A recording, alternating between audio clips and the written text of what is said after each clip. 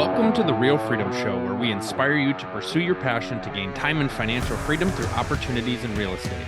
I'm your host, Mike Swenson. Let's get some real freedom together.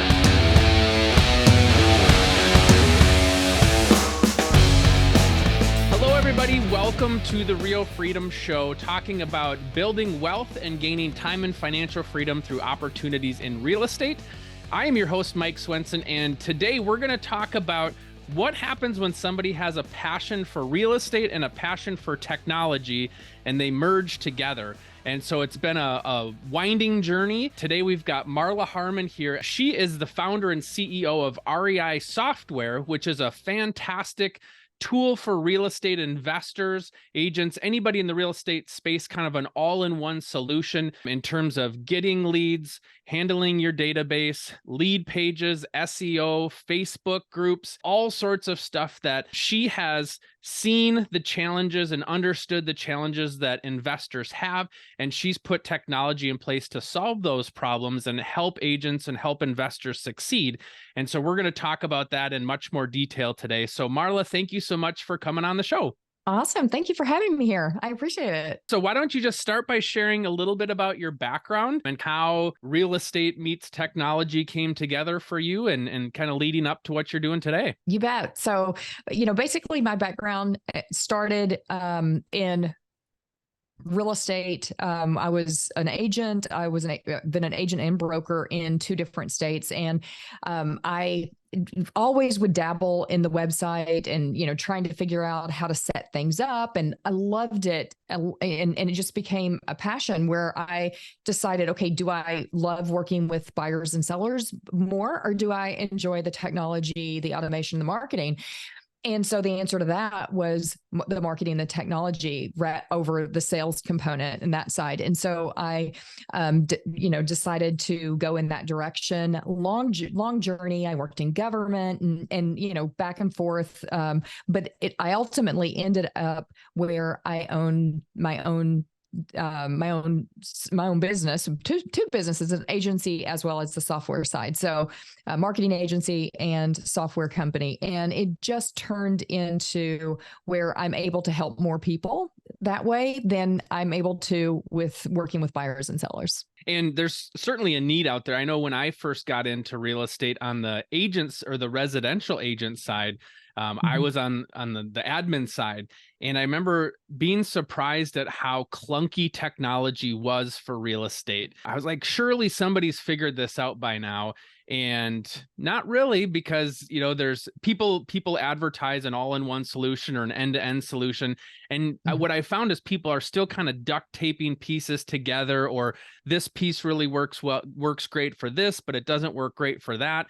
And so you've been able to be around and kind of see those challenges through and provide solutions that can really be as much as an all-in-one solution as they can be, all the way from lead generation through the process. So how did you get to the point to where you wanted to launch a technology piece for people in the real estate space? How did that specifically come about?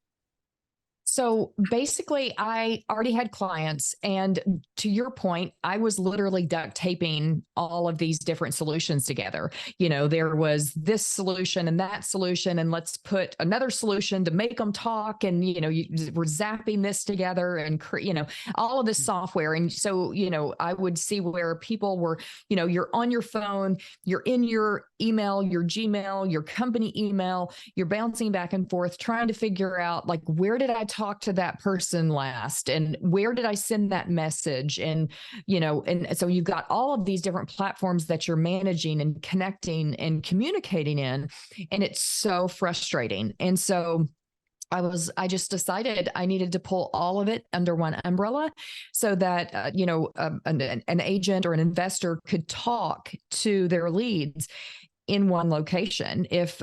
When a lead comes in, it automatically sends a follow-up, a text message, an email, and nurtures them for a year.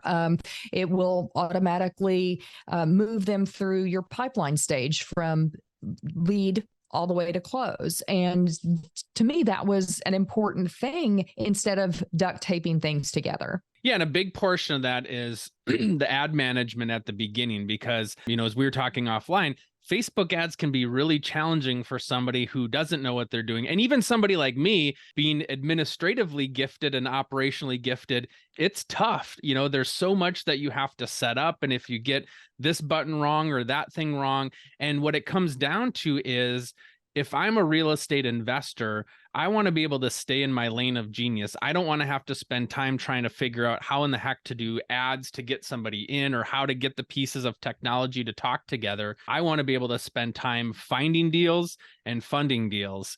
And so it really is something that can streamline business for a fantastic price, to be able to tie it all together so you get to spend more time doing what you love. I get to play in my playground all day long. I love it. But that, to your point, I'll give you a prime example. I had a client, an investor, reach out to me regarding an off-market property just yesterday that he got under contract. And he's like, I've got to move this fast. I need buyers for it. And so we got an ad together, got it out in about 10 hours. We're getting him his lead cost is about $2.85. And we've already gotten him, 9-10 leads. In about 10 hours. That is, like the power of being able to, harness lead generation. And he didn't, if it had taken him, or if he had tried to do that and get all of that together, it would have taken him forever. He needs to stay in his lane and sell real estate and make connections and talk to buyers and sellers and make deals happen. And when you get distracted from your mission, you're really losing money. And so it becomes much more effective to bring in someone who knows how to do that, bring them into your team, and let them help you with the moving pieces so you can continue doing what you do best. Yeah. Well, and one of the reasons why I had started this podcast 3 years ago is I wanted to highlight ways that not everybody has the same passions and abilities, but they might love real estate. And so part of these, real freedom stories is to be able to share people that have passions in unique areas, and they're still finding ways to make money and help people in the real estate space. And so, we've had virtual assistant companies, transaction coordination companies on as well, because they're supporting and enhancing people, and they're doing, just like you said, doing what you love at the same time, and you guys can work together. And so I really believe that, I use the phrase, if you want to go fast, go alone. If you want to go far, go together. And you're somebody who certainly can enhance somebody's business and take them much further faster, because you can do something in 15 minutes that, would take somebody else hours to do, and do it way more effectively than how they could do it. Because somebody wouldn't necessarily even know how to create a campaign or even have messaging that works well to capture people. You've got to learn all that at the same time. And that's just not, the best use of their time, but it's you really honing in because you understand what's going to bring real estate investment leads in. Thank you. Yeah, I would say that's you nailed it, because there's like the power of partnership. Because when you connect your business in with other people who are experts at what they do, you both win, right? And you really are able to leverage the power of the knowledge that, I've been running ads for years, and that's not something that somebody can just jump into necessarily, and unless you want to be super distracted from the things that you normally would be doing. So that's the power of leveraging relationships. Now, what have you learned in terms of what's going to capture a buyer's attention? Or, like you mentioned the example of, somebody had found a property and we're trying to find buyers. What do you test? Because you do A/B testing. You're also working in markets all across the US. And so some things might work better in other areas. What's some of that knowledge that you've gained about the uniqueness of each market? And then also, as maybe your offerings have changed over time, to figure out what's actually going to capture them to raise their hand and become a lead? That's a great question, because it does vary by market. And I would say it evolves, right? What got people's attention 3 years ago is not necessarily what's going to get their attention today. But in this instance, I think it's, like with any ad, you want to pull out the best features that you can put out to, in that campaign and make sure that you're speaking to your ideal target market. Not every, like in this instance, not every property is geared for everybody. So you want to make sure that you're calling out, the people that you're trying to reach. And so I think in this instance, I think it's looking like we nailed it. What is that message to somebody? So if I'm trying to capture the attention of a prospective buyer, what kind of buzzwords do you put out there? Or like, what are the ways that you try to do that outside of, like you mentioned, enhancing the features and, what it is about those properties?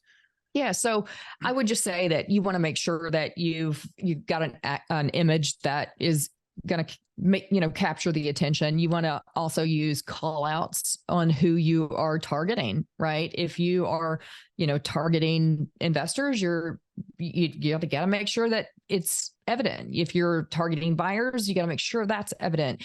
I love emojis. They do really well in ads. And, it just varies. It really, like, the strategy varies depending on the type of ad that you're running, and who you're targeting, and then also the area. If you are, if you're targeting a specific location, then it could be that you need to call out that location really well. I love if there's, if it's a specific property. I love talking about the best feature, a selling feature. If there is one, that can be really helpful too. But if you're looking for motivated sellers, it's a completely different scenario, which that's actually one of my areas of expertise.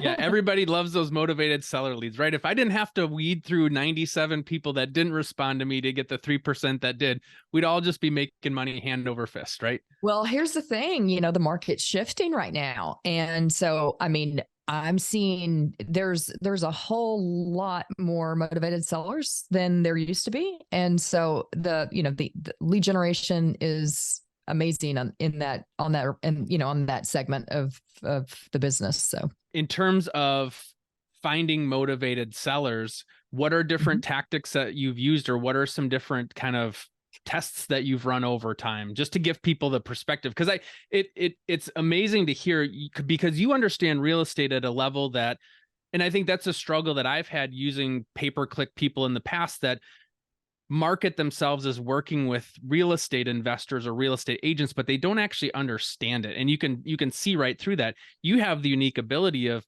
you've been in real estate, you understand the mind of somebody in real estate in a different way. And so I'm just curious to hear on that seller front, what are ways that you're capturing people's attention? Yeah. So kind of on that point though, I have like a little bit about kind of that background on that specific topic. I've had the benefit of seeing inside over 1,000 different ad accounts. And so seeing how, all across the country, how different things perform, and how, what works, what doesn't work, and different strategies, and also different follow-ups, right? I think that's a huge component in this whole puzzle, because you can get leads, but how you follow up and your ability to close, that's huge. And so I will say, like, like what works and what doesn't, of course, is regional. And but I also think, again, it's about it. There's a big component on call out. There's a big component on image. And then the messaging, right? The messaging is always important. I've tested countless messaging, and we've really dialed in some messaging that just works for different markets, and for the different types of ads that we're getting, whether it be distressed or whether it be, just traditional motivated sellers, or, in some other, specific niches as well. In terms of niches, yeah, you're covering single family, multifamily, distressed. What other kind of properties, do you typically cover? Yeah. So I would say my forte is definitely, single family, distressed, motivated. We do a lot of, doing a lot of owner finance as well. So that, like, getting, like pre-qualifying for owner finance type ads, different things like that. And then targeting rent, whether it be rent to own, lease to own, you name it. So that really the spreading the gamut of really pretty much anything that an investor needs. Well, and what I really wanted to highlight there too is there's so much stuff that the average investor wouldn't have a clue how to get started with that. And that's really where you succeed because, yeah, you've covered all states, all types, all messaging, and can really help somebody. It's kind of like that phrase where, they say, you charge somebody $1,000 for a job and they're like, and it takes you 5 minutes and they're like, well, how come that took, how come I'm paying $1,000 because, this only took 5 minutes? And they're like, well, it was $5 for the hammer that I used, but it was the 10 years to know where to hit the hammer is what you're That's paying right. for.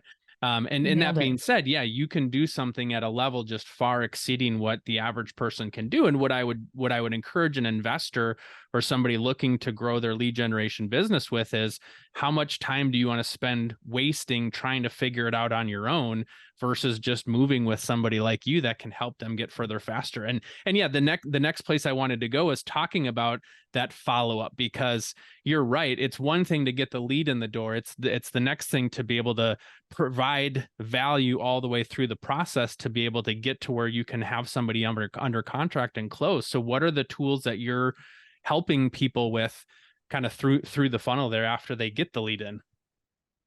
So great question. Talking back or going back to where we were talking about the software and the CRM to follow up on leads, I think it's equally important, if not more so, the nurturing of the leads as you get them, following up with them consistently. I have had, because we in this, when the CRM is set up and we integrate everything with the ads and all of that, it's designed to nurture them for a year with a proven email sequences and text sequences. And of course, they're editable if somebody wants to edit and put their own spin on things. But at the end of the day, it's about follow-up. It's equally important to just follow up, even if the messaging, just follow up. I've had people 8 to 10 months later say that they've gotten deals solely because they were getting emails. The seller wasn't ready at that moment. They knew in their mind that it was coming. They had a life situation that was coming. They knew, but they weren't quite ready, whether it be they were in denial, they had to get certain things in place. But eventually, like I said, 8 or 10 months later, they reach out because you are top of mind. You were following up with them. The system was really the one following up with them, because I would say 100% of those investors were not making phone calls at 8 or 10 months, but the system was following up. And that's where it becomes so valuable. Yeah. And to your point, I know, having been in real estate for a while, to see that you want their business now, but they're not ready to give you their business now. They might just be reaching out because, yeah, I'm curious to learn more, maybe see what I could get for a cash offer on my home, or I could see maybe having to sell this property down the road. So I'm just inquiring, where sometimes I think when we see a lead come in, we're thinking sale, and it's not sale right away. You're building the relationship and earning the right to have them reach out to you, and you be the one they reach out to when they're ready on their timeline. And that's a challenge for investors. Yeah. That's a really good point. And I will say that I'm kind of starting to see a shift in the market where more and more of the motivated seller leads are coming in a little bit hotter, right? They're ready to for somebody to talk to. They're actually really engaging in that process. So I'm liking the market shift right now. It's a whole lot better than it was, for investors. It's a whole lot better than it was, a year and a half ago when the market was so hot. It's good. We're enjoying it right now. Now, what would you say to, somebody wanting to get started with investing and, there's maybe large institutional companies out there that are large cash buyers or, they have Mhm. the billboards, the radio ads and all that. And I'm just thinking, I'm just one person. I'm just getting started. It's me and a buddy or, whatever that might be. How do we compete with those large companies that just have, it seems like an endless supply of money? How do you differentiate yourself in a market like that? So I love this question. You know this about me, Mike, but we haven't talked about it. So I have coached hundreds and hundreds of investors with marketing and technology. And that is sometimes a common question among investors. They want to know, like, how can I compete with all of these people? And I would say, how does a lawyer compete? How does a doctor compete? You are a unique person and you can resonate with the guy across the street, down or across the country. It doesn't matter. Everyone is unique, and how you communicate is going to, you're going to resonate with people.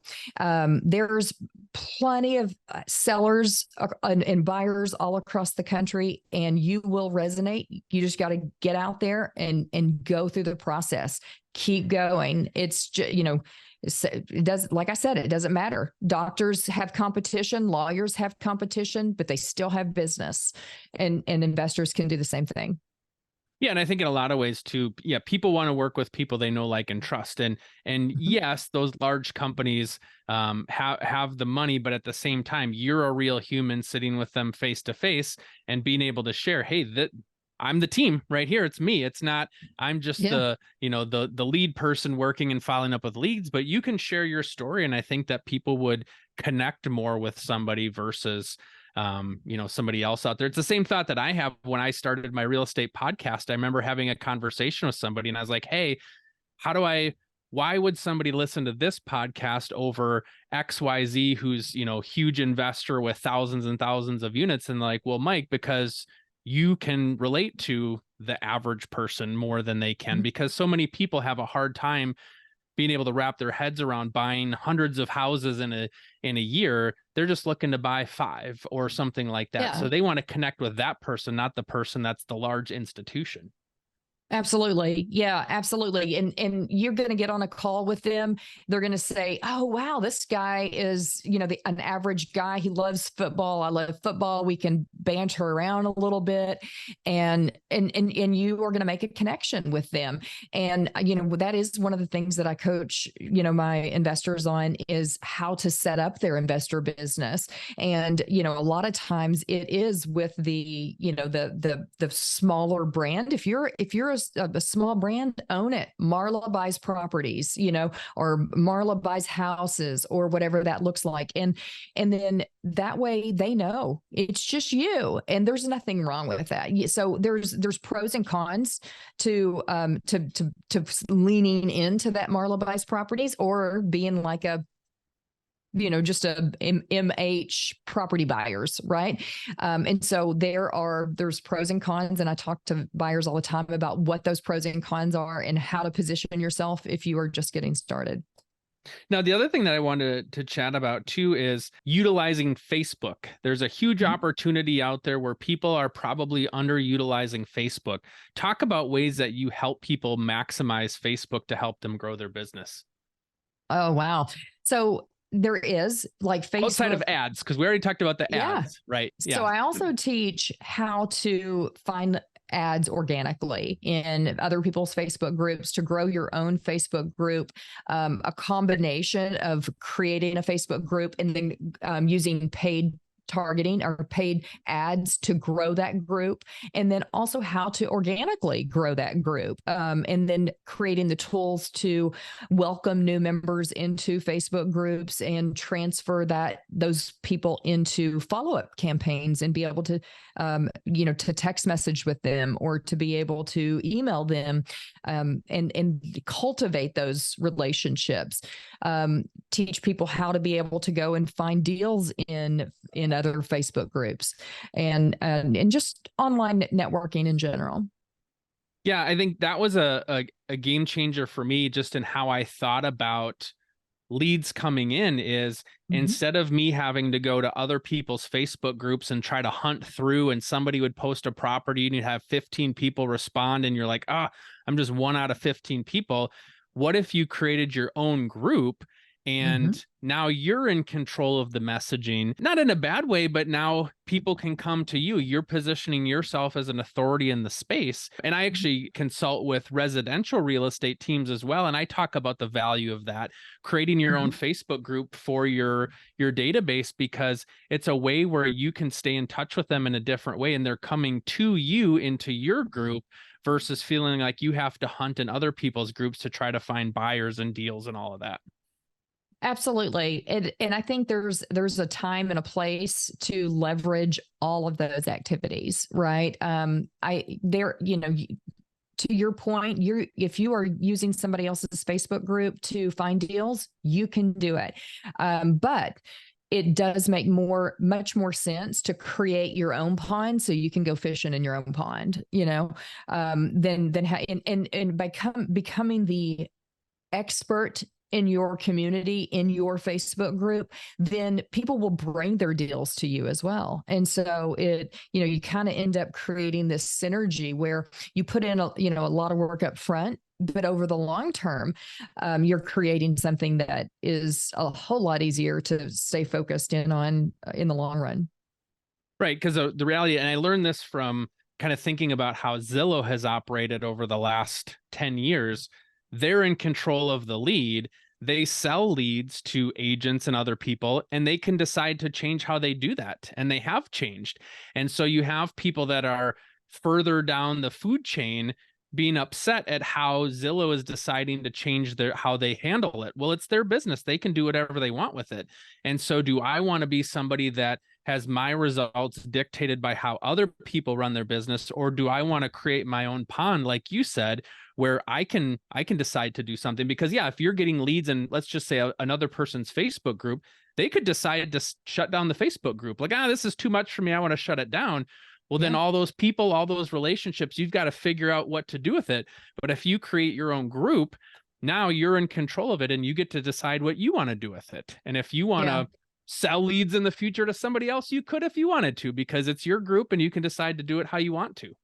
Absolutely. And I think, one of the things that I talk about that's so important is if you are going to have a group, make sure that as people are coming into that group, that you have automations and software in place to extract who they are, their email, their phone number, and you've got software to pull all of that out so that you can add them to your list. Because having them in a Facebook group is not, it's great.